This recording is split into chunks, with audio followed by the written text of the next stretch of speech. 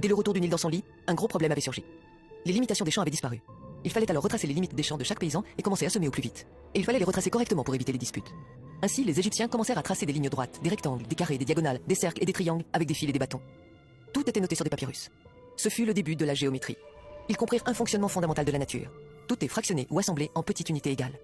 Cette constatation va leur servir tout au long de leur découverte. Il leur fallait aussi une unité de mesure pour bien délimiter les parcelles. C'est bien de faire de la géométrie, mais il faut mesurer les lignes. Ils pensent au pied du roi. La longueur du pied du roi peut être utilisée comme étalon.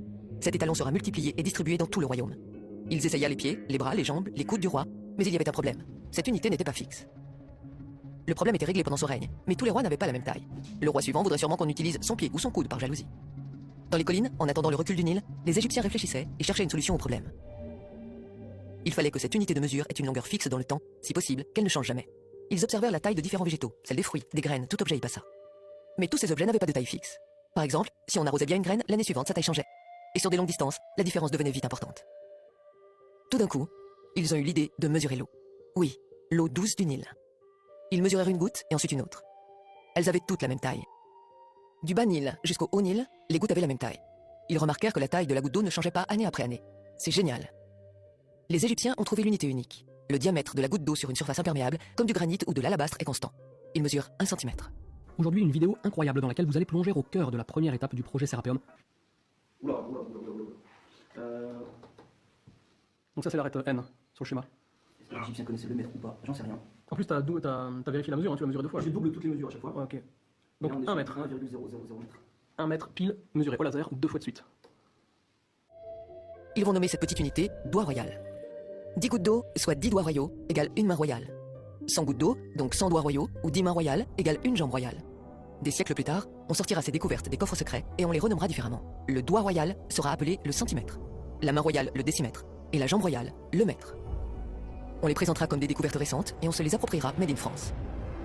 Le diamètre de la goutte d'eau douce mesure ce qu'on appelle aujourd'hui 1 cm. L'eau est une constante universelle. La taille de la goutte d'eau douce ne changera jamais pendant des milliers et des millions d'années. Oui, l'unité universelle, le mètre, n'a pas été inventée en 1780, mais elle fut découverte par les Égyptiens il y a des millénaires. Le mètre est une unité universelle parce qu'elle est mesurée sur l'eau. L'eau est la seule matière qui soit stable. Tous les autres matériaux ou objets sont difficiles à mesurer ou alors ils varient dans le temps. L'architecture de l'univers entier est construite sur cette unité. Sur le mètre, cette unité immuable, ont été définies les 6 unités fondamentales de la physique et de la chimie d'aujourd'hui.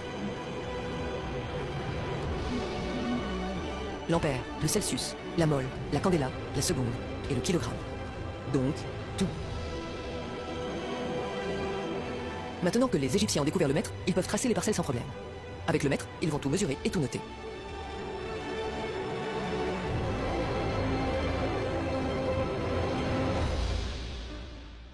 Ils prennent un disque de diamètre d'une jambe royale et l'entourent d'un fil. Ils déroulent le fil et le mesurent. Le périmètre du disque fait 3 jambes royales et 14 doigts royaux, soit 314 doigts royaux. Un disque de diamètre 10 déroulé correspond à 31 unités et à 4 sous-unités. Un disque de diamètre 1 correspond à 3 unités et à 14 sous-unités. Un chiffre ressort à chaque fois. 314, 31,4, 3,14. Ils pensent que ce chiffre est important. Ce chiffre, c'est le pi, 3,14.